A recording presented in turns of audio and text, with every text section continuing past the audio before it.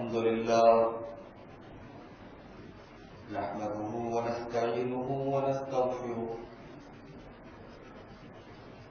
ونعوذ بالله من شرور أنفسنا ومن سيئات أعمالنا من يهده الله فلا مضل له ومن يضلل فلا هادي له وأشهد أن لا إله إلا الله وحده لا شريك له وأشهد أن محمدا عبده ورسوله يا أيها الذين آمنوا اتقوا الله حق تقاته ولا تموتن إلا وأنتم مسلمون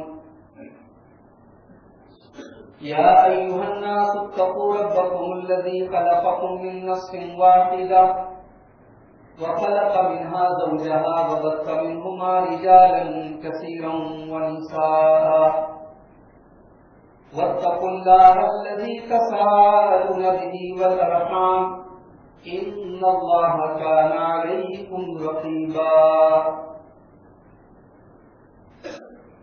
يا أيها الذين آمنوا اتقوا الله وقولوا قولا سديدا يصلح لكم أعمالكم ويغفر لكم ذنوبكم ومن يطع الله ورسوله فقد فاز فوزا عظيما أما بعد فإن خير الحديث كتاب الله وخير الهدي هدي محمد صلى الله عليه وسلم وشر الأمور محدثاتها وكل محدثة بدعة وكل بدعة ضلالة وكل ضلالة في النار. أعوذ بالله من الشيطان الرجيم. بسم الله الرحمن الرحيم. ما يلفظ من قول إلا لديه رقيب عتيد. معزز حاضرین جمعہ، دینی و ملی بھائیوں، اللہ تبارک و تعالی نے ہمارے اور آپ کے اوپر بے شمار احسانات کیے ہیں، انگنت احسانات کیے ہیں۔ اللہ تعالیٰ کے وہ بے شمار احسانوں میں ایک عظیم احسان یہ ہے کہ اس نے ہمیں اور آپ کو انسان بنایا۔ دنیا کی بہت ساری مخلوقات ہیں، مگر اس میں انسان کا جو مقام ہے وہ کسی اور کو حاصل نہیں۔ اچھا، انسان کو دوسری مخلوقات پر یا دوسرے جانوروں پر جو امتیاز حاصل ہے، جو پوزیشن حاصل ہے، جو مقام حاصل ہے، وہ کیوں حاصل ہے؟ اللہ تعالیٰ نے سورہ رحمان کے شروع میں اس کی وضاحت کی۔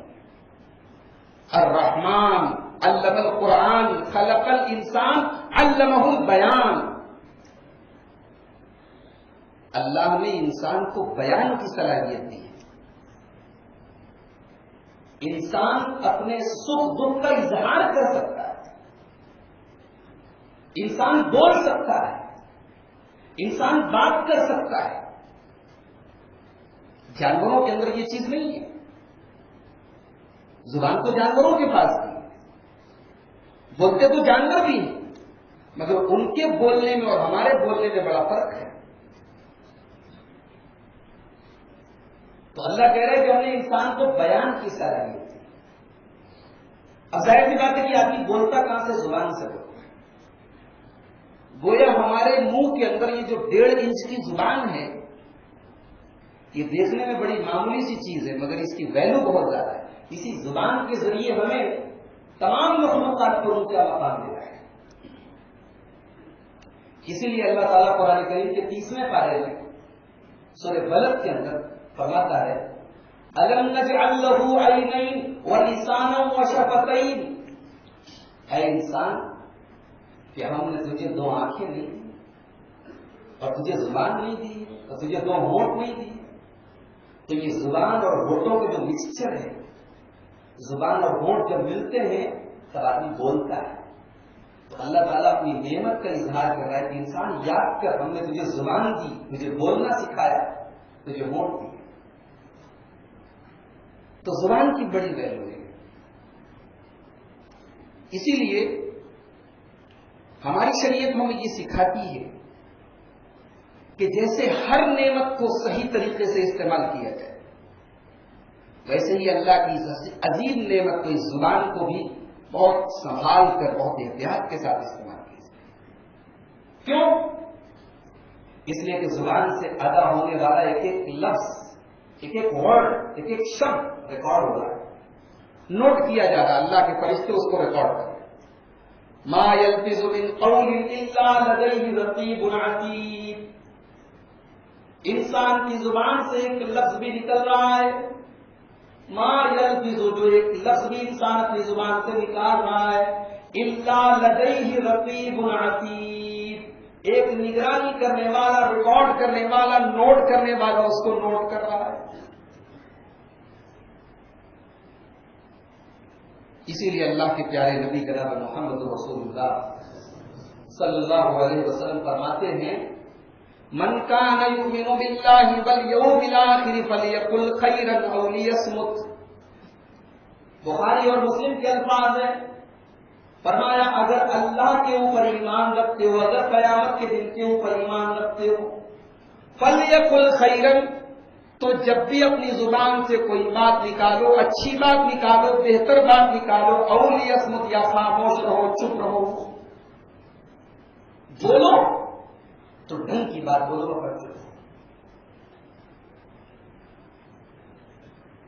جانتے دو آدمی جب آپس میں خسر خسر بات کرتے ہیں تو ان کو اردو میں سرگوشی کہتے ہیں، عربی میں مناجات کہتے ہیں، کسی سے چپکے چپکے بات کرتے ہیں. اسلام نے یہ بھی سکھایا ہے کہ ایک آدمی بیٹھا ہے، اس کے سامنے دو آدمی بیٹھ کے چپکے چپکے بات نہ کریں. کیوں؟ اس سے بھی غلط فہمی پیدا ہو سکتی ہے، پتہ نہیں کیا بات کر رہے ہیں. اللہ کے رسول صلی اللہ علیہ وسلم کے زمانے میں جو منافقین رہتے تھے، وہ مسجد نبی کے کنارے بیٹھ کر کے خسر خسر خسر خسر باتیں کرتے تھے. اسلام کے خلاف پلاننگ کیا کرتے تھے، اللہ کے نبی صلی اللہ علیہ وسلم کے خلاف پلاننگ کیا کرتے تھے. اللہ تعالیٰ نے سورہ نساء کے اندر ایک آیت نازل فرمائی، لا خیر فی کثیر من نجواہم الا من امر بصدقۃ او معروف او اصلاح بین الناس. اے لوگوں، تم یہ جو آپس میں سرگوشیاں کرتے ہو، ایک دوسرے سے بات چیت کرتے ہو، ایک دوسرے سے چپکے چپکے تم گفتگو کرتے ہو، اس کے اندر کوئی بھلائی نہیں ہے، کوئی اچھائی نہیں ہے. الا من امر بصدقۃ، ہاں اگر تمہیں کسی سے بات کرنی ہی ہے تو تم صدقہ خیرات کا حکم دو. کسی سے بات کرنی ہے، پیسے والا امیر آدمی ہے، اس کو صدقہ کا حکم دو، صدقہ کی ترغیب دو. او معروف، یا کوئی نیکی کی بات اپنی زبان سے نکالو.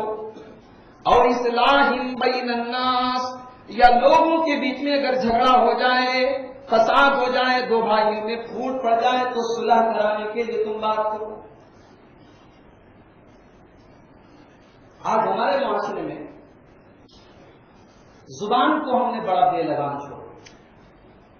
مرد ہیں کہ عورت ہیں، چھوٹے ہیں کہ بڑے ہیں، عالم ہیں کہ جاہل ہیں، زبان پر کوئی کنٹرول نہیں. زبان کا بڑا بے لگام استعمال ہو رہا ہے. اور اب تو زبان درازی کی سیمائیں یہاں تک پہنچ گئی کہ ہماری زبان صحابہ تک جا پہنچی ہے. ابھی آپ نے شاید سنا ہو، دیکھا ہو، ایک صاحب کا بیان آیا ہے. میں ان کا نام اس ممبر سے لینا، اس ممبر کی توہین سمجھتا ہوں. وہ شخص کس حد تک گر جائے کچھ کہا نہیں جا سکتا. ان کا بیان آیا ہے، کیمرے کے سامنے انہوں نے کہا ہے کہ مسلمانوں کو چاہیے کہ اللہ کے رسول صلی اللہ علیہ وسلم کے طریقے کی پیروی کریں، آتنکی ابو بکر اور عمر کی پیروی نہ کریں. اس انسان نے اپنے دل کے اندر، اپنے دماغ کے اندر حضرت ابو بکر اور حضرت عمر کے خلاف جو زہر تھا اس کو باقاعدہ پبلک کے سامنے ظاہر کیا. اچھا چلیے، وہ تو ان کا تو عقیدہ ہی وہ ہے، ان کا منہج ہی وہ ہے. صحابہ کرام سے نفرت اور عداوت پر ان کے منہج اور مسلک کی بنیاد ہے. ایک اور صاحب ہے، بہت لمبی چوڑی ان کی شیروانی ہے، نام کے ساتھ سید بھی لگا ہے، حسینی بھی لگا ہے. ابھی ان کی ایک تقریر آج کل بہت زیادہ انٹرنیٹ پر وائرل ہو رہی ہے. انہوں نے اپنی تقریر میں کہا، حضرت معاویہ رضی اللہ عنہ کے دور کے بارے میں کہا کہ حضرت معاویہ کا دور تو بڑا ظالمانہ دور تھا، ان کے دور کو منافقت کا دور کہا جا سکتا ہے. یہ ہماری زبانیں ہیں جو آج صحابہ کرام تک پہنچ گئی. میرے بھائیو، اللہ ہمیں معاف فرمائے. صحابہ کرام کے کیریکٹر اور کردار پر کیچڑ اچھالنے والے یاد رکھیں، صحابہ کرام ہماری تعریف کے محتاج نہیں ہیں. ہم ممبر سے صحابہ کی تعریف بیان کریں تب صحابہ کا مقام اونچا، ایسا نہیں ہے. صحابہ کا مقام کو خود قرآن نے بلند کر دیا، خود حدیث نے بلند کر دیا. اللہ نے بار بار صحابہ کرام کو سرٹیفکیٹ دیا ہے کہ ہم ان سے راضی ہیں. ایک صاحب کہنے لگے صحابہ میں بھی تو ہر طریقے کے لوگ تھے، کچھ لوگ پہلے ایمان لائے، کچھ لوگ بعد میں ایمان لائے، بعد والوں کا پہلے کے برابر مقام نہیں تھا. بالکل مقام نہیں تھا. جو مقام حضرت ابوبکر صدیق کا ہے وہ عمر فاروق کا نہیں، جو عمر فاروق کا ہے وہ عثمان غنی کا نہیں، جو عثمان غنی کا ہے وہ علی مرتضیٰ کا نہیں، جو علی مرتضیٰ کا ہے وہ کسی اور بات کے صحابہ کا نہیں. صحابہ کے بیچ میں کیٹیگری ہے، مقام ہے، درجے ہیں، مراتب ہیں. مگر اللہ نے قرآن میں ایک بڑی بنیادی اور بیسک بات ہمیں بتائی، وَكُلًّا وَعَدَ اللَّهُ الْحُسْنَىٰ. اللہ تبارک و تعالیٰ نے تمام کے تمام صحابہ سے جنت کا وعدہ کر رکھا ہے. اللہ تبارک و تعالیٰ نے ذکر کیا، اے ایمان والو، جو فتح مکہ کے پہلے ایمان لائے اور جو فتح مکہ کے بعد میں ایمان لائے وہ برابر نہیں ہو سکتے. اللہ نے خود کہہ دیا وہ برابر نہیں ہو سکتے، ان کا مقام الگ الگ ہے. لیکن ساتھ میں اللہ نے یہ بھی واضح کر دیا، وَكُلًّا وَعَدَ اللَّهُ الْحُسْنَىٰ. اللہ نے تمام کے تمام صحابہ سے جنت کا وعدہ کر رکھا ہے. ہم کون ہوتے ہیں؟ کسی صحابی کے اوپر کیچڑ اچھالنے والے، کسی صحابی کی غلطی کو، کسی صحابی سے اگر کوئی غلط کام ہو بھی گیا ہے، ہم معصوم نہیں مانتے صحابہ، ہم صحابہ کو معصوم نہیں مانتے، مگر ہم اس کو بھی بہت غلط اور گندا کام سمجھتے ہیں کہ ہم تاریخی کتابوں سے چھانٹ چھانٹ کر صحابہ کرام کے عیب کی چیزیں نکالیں. تاریخ غلط بھی ہو سکتی ہے. ہمارے لیے تاریخ پر ایمان لانا ضروری نہیں ہے، ہمارے لیے قرآن اور حدیث پر ایمان لانا ضروری ہے. اور اللہ کا قرآن کہہ رہا ہے کہ وَكُلًّا وَعَدَ اللَّهُ الْحُسْنَىٰ. تمام کے تمام صحابہ جنتی ہیں. جس نے ایک منٹ کے لیے بھی ایمان کی حالت میں نبی کا دیدار کیا ہو اور ایمان کی حالت میں اس کا انتقال ہو، وہ صحابی ہے. اور یاد رکھیں یہ ہمارا عقیدہ ہے، یہ ہمارا عقیدہ ہے کہ صحابہ کرام ایماندار ہیں. صحابہ کرام کے بارے میں جانچ پڑتال کرنے کی ضرورت نہیں ہے. کسی کے بارے میں یہ پتہ چل گیا کہ وہ صحابی ہے، بات ختم، بات خلاص. صحابی کا صحابی ہونا ہی سند ہے. نئی بات سمجھ میں آئی؟ ہم لوگ جب حدیث پڑھتے ہیں تو حدیث کی ایک سند ہوتی ہے. امام بخاری کہتے ہیں ہم نے فلاں سے حدیث سنی، وہ کہتے ہیں ہم نے فلاں سے حدیث سنی، وہ کہتے ہیں ہم نے فلاں سے حدیث سنی. پھر یہ سلسلہ چلتے چلتے کہاں پہنچتا ہے؟ صحابی کے پاس. پھر صحابی کہتے ہیں کہ ہم نے اللہ کے نبی صلی اللہ علیہ وسلم سے یہ حدیث سنی. تو اصول یہ ہے، قاعدہ یہ ہے کہ حدیث کی سند میں جتنے راوی آتے ہیں سب کے بارے میں جانچ کی جائے کہ راوی کیسا ہے. کہیں ایسا تو نہیں کہ جھوٹ بولتا، کہیں ایسا تو نہیں کہ اس کے عقیدے میں کچھ خرابی تھی، اس کا منہج صحیح نہیں تھا، اس کا نظریہ صحیح نہیں تھا. راوی کے بارے میں جانچ کی جائے. مگر یاد رکھیں، بہت بڑی اور اہم بات بتا رہا ہوں کہ اگر کسی راوی کے بارے میں یہ پتہ چل جائے کہ یہ صحابی ہے، ان کا نام بھی نہیں پتا ہے، کہاں کے رہنے والے یہ بھی نہیں پتا ہے، صرف اتنا پتا چل گیا کہ وہ صحابی ہیں، ان کو صحبت حاصل ہے، تمام علماء کا اور تمام محدثین کا اتفاق ہے کہ وہ روایت صحیح ہے، اس راوی کے بارے میں ہمیں جانچ کرنے کی ضرورت ہے. صحابی کا صحابی ہونا ہی اس کے لیے سند ہے، اس کے لیے دلیل ہے، اس کے لیے حجت ہے. صحابہ کے بارے میں ہماری زبانیں بے لگام ہوئی. ہمارا عقیدہ کیا ہے صحابہ کے بارے میں؟ سنو، قرآن نے جو ہمیں عقیدہ سکھایا ہے. صحابہ کے بیچ میں جنگیں ہوئی ہیں، صحابہ کے بیچ میں لڑائی ہوئی، اختلاف ہوا ہے، مگر یاد رکھو یہ اختلاف اور صحابہ کے بیچ میں ہونے والی یہ جنگیں، یہ اس امت کے لیے فتنہ تھا، یہ اس امت کے لیے ایک آزمائش تھی. اگر یہ جنگیں حق اور باطل کی لڑائی ہوتی، اگر یہ جنگیں اور یہ اختلاف سچ اور جھوٹ کی، حق اور باطل کی لڑائی ہوتی تو بہت سارے صحابہ ایسے تھے جو ان لڑائیوں میں شامل نہیں ہوئے. وہ حضرت علی کی فوج میں بھی شامل نہیں ہوئے، وہ حضرت معاویہ کی فوج میں بھی شامل ہوئے. انہوں نے اس کو فتنہ سمجھا. اور علماء کی ایک بڑی جماعت کہتی ہے کہ یہی موقف صحیح تھا، یہی اسٹینڈ صحیح تھا، یہ فتنہ تھا. جو لوگ اس سے بچ گئے انہوں نے زیادہ بہتر کہا. اور جہاں تک ان کے بیچ میں ہونے والی لڑائیوں کی بات ہے، ہمارا عقیدہ کیا ہے، اہل حدیث کا عقیدہ کیا ان لڑائیوں کے بارے میں؟ علامہ ابن ابی العز نے بڑی پیاری بات لکھی. علامہ ابن ابی العز بہت بڑے امام گزرے ہیں، انہوں نے عقیدے کی کتاب لکھی ہے شرح العقیدۃ الطحاویہ. ہمارے تمام اہل حدیث اداروں میں وہ کتاب پڑھائی جاتی ہے، ہمارے مادر علمی جامعہ سلفیہ میں جو کتاب پڑھائی جاتی ہے. علامہ ابن ابی العز لکھتے ہیں اللہ تعالیٰ نے ہماری زبانوں کو، اللہ تعالیٰ نے ہمارے ہاتھوں کو صحابہ کی لڑائیوں میں شامل ہونے سے بچا لیا. سان اللہ عنہا ایدینا، اللہ نے ہمیں بچا لیا، ہم صحابہ کے بیچ میں ہونے والی لڑائیوں میں شامل نہیں ہوئے. علامہ ابن ابی العز کہتے ہیں فنسأل اللہ ان یصون السنتنا عنہا، ہم اللہ سے دعا کرتے ہیں کہ اللہ ہماری زبانوں کو بھی ان لڑائیوں میں شامل ہونے سے بچا کرے. ہم بیٹھ کے فیصلہ کر رہے ہیں کہ علی حق پر تھے کہ معاویہ حق پر تھے، حضرت عائشہ حق پر تھی کہ حضرت تمام، ہم کون ہوتے ہیں فیصلہ کرنے والے؟ ہمیں اس بات کا حق نہیں ہے. یہ تمام کے تمام بزرگ تھے، یہ تمام کے تمام لوگ محترم تھے. حضرت علی رضی اللہ عنہ سے کسی نے پوچھا کہ جو لوگ آپ سے لڑ رہے ہیں وہ جنت میں جائیں گے یا جہنم میں جائیں گے؟ کہا وہ بھی جنت میں جائیں گے. ایسا کیسے ہو سکتا ہے کہ آپ کے ساتھی بھی جنت میں اور آپ کے سے لڑنے والے بھی جنت میں؟ کہا ہاں، ہم ہی وہ لوگ ہیں جن کے بارے میں قرآن کہتا ہے کہ جب وہ جنت میں جائیں گے تو جنت میں جانے کے بعد اللہ تبارک و تعالیٰ ان سے کہے گا کہ آج تمہارے دلوں میں ایک دوسرے کے لیے جو غل تھا، جو کینہ تھا، جو دشمنی تھی، آج نکال دی. آج وہ دشمنی، وہ نفرت، عداوت ہٹ گئی. یہ حضرت علی کا اسٹینڈ تھا، حضرت معاویہ اور ان کی جماعت کے. آج لوگ گالیاں دے رہے ہیں. میں نے اپنی آنکھوں سے دیکھا، آنکھوں میں آنسو آ جاتے. حضرت معاویہ کے بارے میں ایسی سی باتیں آج انٹرنیٹ پر، فیس بک پر، واٹس ایپ پر پھیلائی جاتی اور کہی جاتی. اللہ کے واسطے اپنی زبانوں کو لگانا.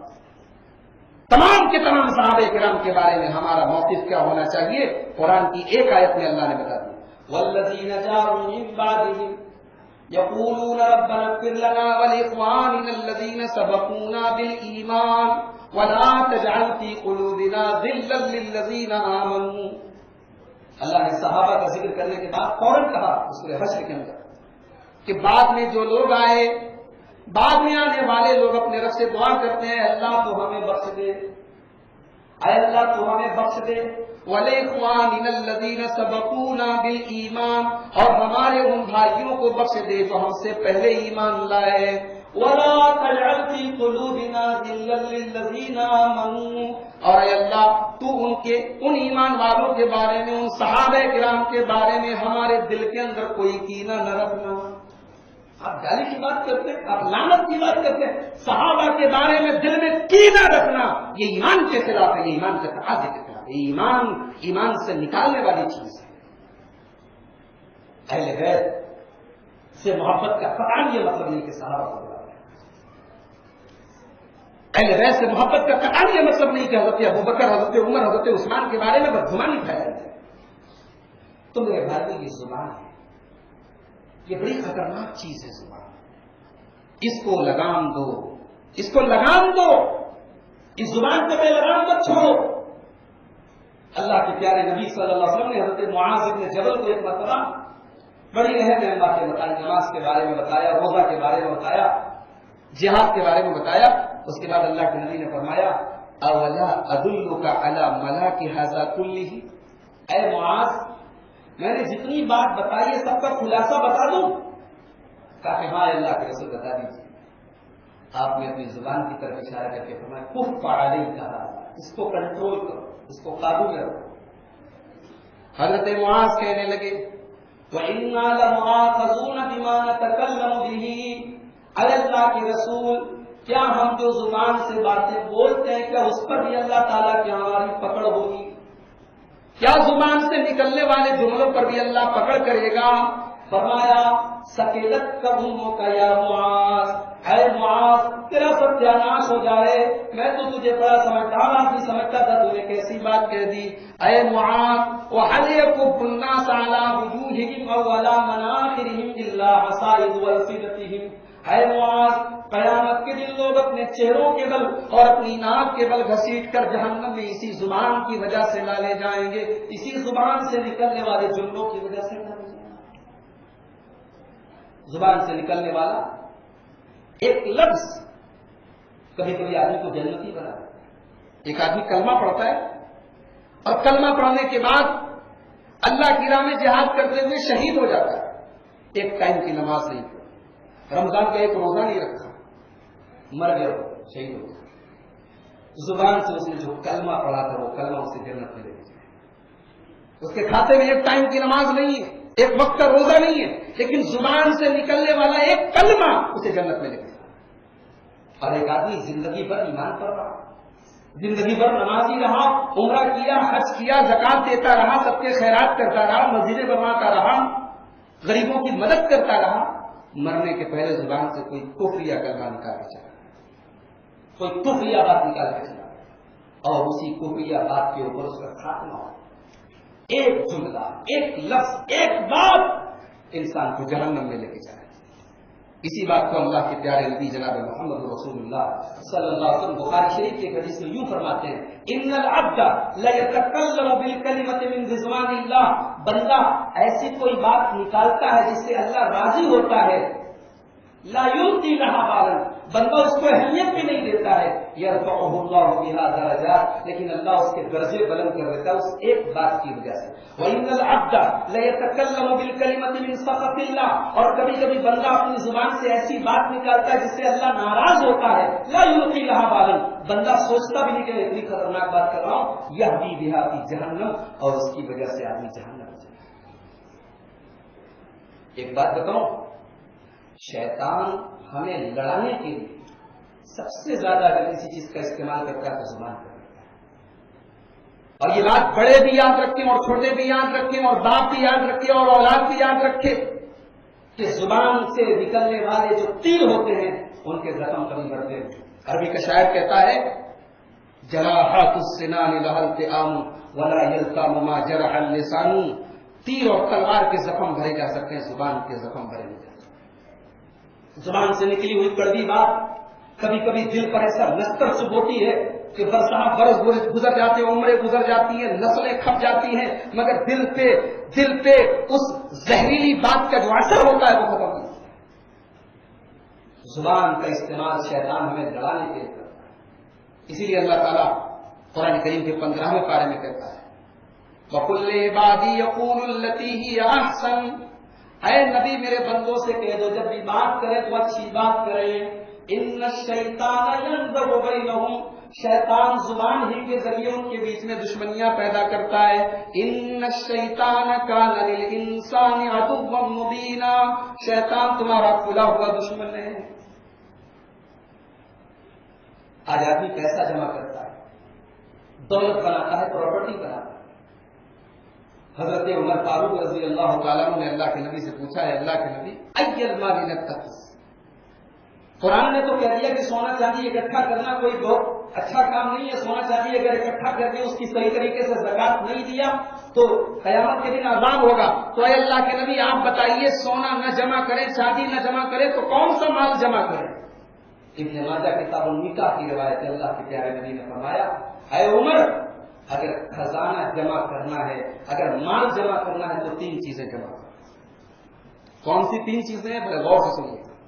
لیتخذ احدکم قلبا شاکرا، اے عمر اگر تمہیں مال جمع کرنا ہے تو تم 3 چیزیں اپنے پاس جمع کر لو۔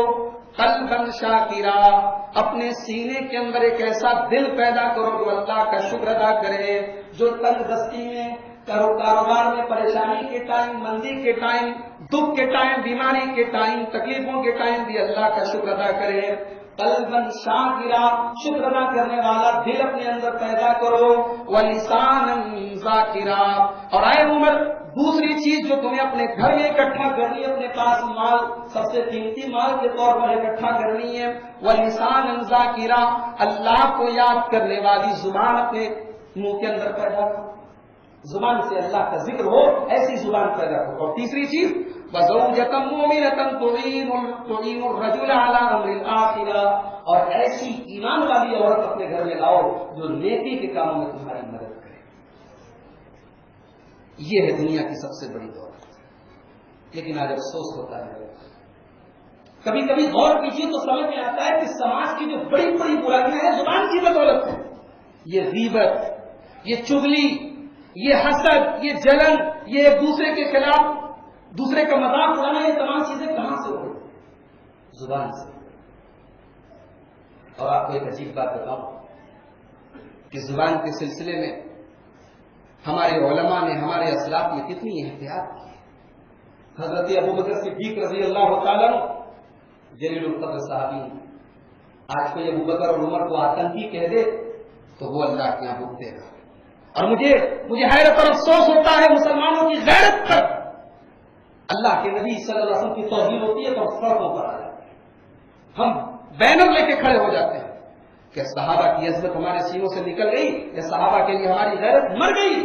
کہ آج ایک انسان کیمرے کے سامنے کھڑا ہو کے حضرت ابوبکر اور عمر کے تو آتنکی اور دہشت گرد کھڑا کر کوئی نوٹس لینے والا، کوئی آواز اٹھانے والا، ہمارے اندر جیسے نبی کے لیے غیرت ہونی چاہیے ویسے صحابہ کے لیے غیرت ہونی چاہیے۔ حضرت ابوبکر اور حضرت عمر ہمارے تزکیہ کے محتاج ہیں۔ مجھے ایک صاحب کہنے لگے کہ ہمارے ممبروں سے کبھی اہل بیت کی فضیلت بیان نہیں ہوتی، کبھی علی مرتضیٰ کی فضیلت بیان نہیں ہوتی۔ یاد رکھے، علی مرتضیٰ ہمارے بیان کے محتاج نہیں ہے۔ اہل بیت کی عظمت ہم بیان کریں تب ثابت تو ایسا نہیں ہے۔ اہل بیت کا مقام اپنی جگہ باقی ہے، حضرت علی کا مقام اپنی جگہ باقی ہے، حضرت ابوبکر کا مقام اپنی جگہ باقی ہے۔ اور جہاں تک اس ممبر سے ہم حضرت معاویہ کا ذکر کرتے ہیں اس لیے کرتے ہیں کیونکہ حضرت معاویہ ایک مظلوم صحابی ہے۔ حضرت معاویہ کو بنیاد بنا کر کے ان کو نشانہ کر پورے صحابہ کرام کی جماعت کو آج مقبول کرا دیا۔ لوگوں نے کتابیں لکھی ہیں، لوگوں نے تقریریں کی ہیں کہ حضرت معاویہ رضی اللہ عنہ کے حکم سے ان کے گورنر منبروں پر حضرت علی کو گالی دیتے تھے اور اہل بیت کو گالی دیتے تھے۔ آپ تصور کریں، 1400 سال پہلے کی بات چھوڑ دیجیے، آج کی بات میں کر رہا ہوں، آج کی بات میں کر رہا ہوں کہ اس منبر سے اگر کوئی شخص کسی کو برا بھلا کہے، کسی کو گالی دے، پہلی بات تو منبر کا ایسا استعمال ہی غلط ہے، لیکن اگر اس منبر سے کوئی کسی کو برا بھلا کہے، گالی دے، اور پھر وہ آدمی جس کو ہم گالی دیں اس کے گھر کے لوگ ہم سے تعلقات رکھیں، ہم سے دوستی رکھیں، یہ پاسبل نہیں۔ یہ آج کی ڈیٹ کی بات کر رہا ہوں کہ ایک خوددار آدمی کبھی گوارا نہیں کرے گا کہ میرے باپ کو کوئی ممبر پہ کھڑا ہو کے گالی دے اور میں اس سے تعلقات رکھوں، اس سے محبت رکھوں۔ اب اگر یہ بات اتنی بات آپ کو سمجھ میں آ رہی تو سنیے، تاریخ کی تقریباً تمام روایات بتاتی ہیں کہ حضرت حسن رضی اللہ عنہ نے جب حضرت معاویہ کے ہاتھ پر بیعت کی اور ان کے ہاتھ پر صلح کی، اس کے بعد ہر سال حضرت حسن اور حسین مدینہ سے یا کوفہ سے، جہاں وہ رہتے تھے، کبھی مدینہ میں رہتے تھے، کبھی کوفہ میں رہتے تھے، وہاں سے دمشق جاتے تھے حضرت معاویہ کے پاس، اور وہاں کئی دن رہتے تو حضرت معاویہ ان کو بڑے تحفے، تحائف اور انعام دیا کرتے تھے۔ ایک آدمی آپ کے باپ دادا کو گالی دے گا ممبر پہ اور آپ اسے انعام لینے جائیں گے؟ ہماری غیرت گوارا نہیں کرتی، نبی کے مراسم کی غیرت کیسے گوارا کرے؟ یہ فراڈ ہے، یہ جھوٹ ہے، یہ دھوکے ہیں، یہ ہماری تاریخ کے بدنما دھبے ہیں اور صحابہ کرام پر الزام ہے۔ تنقید ہو سکتی تھی، اختلاف تھا، سیاسی اختلاف تھا، پولیٹیکل اختلاف تھا، ممبر پر اس کا ذکر ہو سکتا ہے، کبھی حضرت علی نے بھی کیا، کبھی حضرت معاویہ نے بھی کیا، لیکن ایک دوسرے کو لان تان کرنا، ایک دوسرے کو برا بھلا کہنا، یہ صحابہ کرام کے مقام کے خلاف۔ ایک موٹی سی بات سمجھ لیجئے میرے بھائیوں، اپنے دماغ کے کسی کونے میں بٹھائیں کہ قرآن اور حدیث میں صحابہ کا ہمیں مقام بتا دیا گیا ہے۔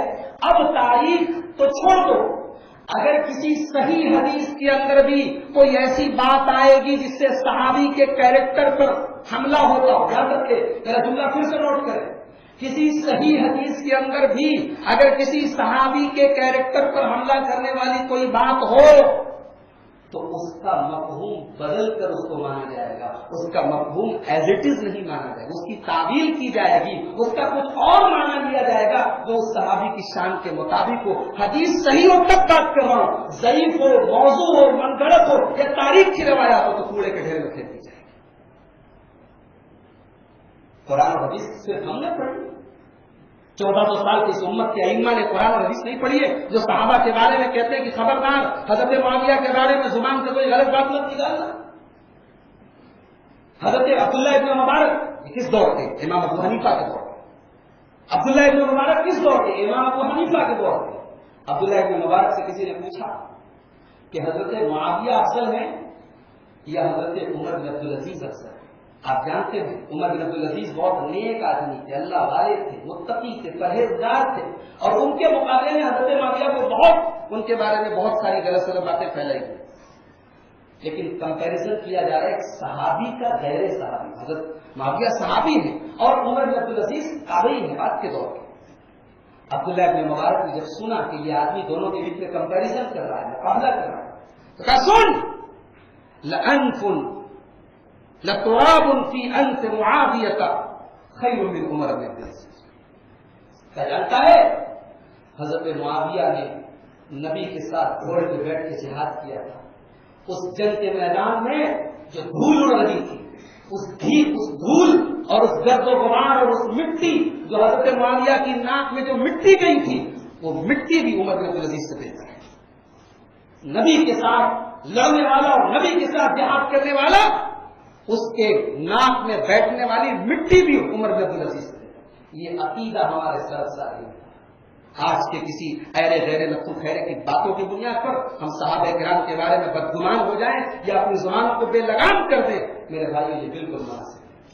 اللہ کے واسطے اپنی زبانوں کی حفاظت کریں، اپنی زبانوں کو غیبت سے بچائیں، چغلی سے بچائیں، اپنی زبان کو سوچ سمجھ کر استعمال کریں۔ اللہ تعالیٰ سے دعا ہے رب العالمین ہمیں اور آپ کو اپنی زبان کی حفاظت کی توفیق عطا فرمائے۔ رب العالمین ہمیں صحابہ کرام کے بارے میں، خاص طور سے صحابہ کرام کے بارے میں ہمیں اپنی زبانوں کا صحیح استعمال کرنے کی توفیق عطا فرمائے۔ اے اللہ ہم تجھ سے دعا کرتے تو اپنے تمام نبی کے تمام صحابہ پر، تمام اہل بیت پر تو اپنی رحمتیں نازل فرما۔ اے اللہ تو جانتا ہے ہم تیرے نبی سے، تیرے نبی کے تمام چہتوں سے، ہمیں علی رضی اللہ عنہ سے محبت ہے تو اس لیے کیونکہ نبی نے حکم دیا ان سے محبت کرنے، اور ہمیں حضرت معاویہ سے محبت ہے تو اس لیے کیونکہ نبی نے حکم دیا اپنے صحابہ سے محبت کرنے۔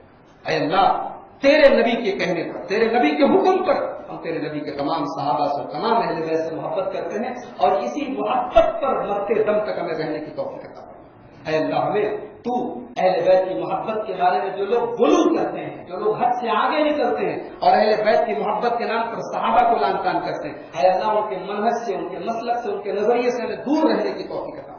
اے اللہ صحابہ کرام پر تبرہ کرنے والوں اور صحابہ کرام کے بارے میں بدزبانی کرنے والوں کو صحیح سمجھ عطا فرما۔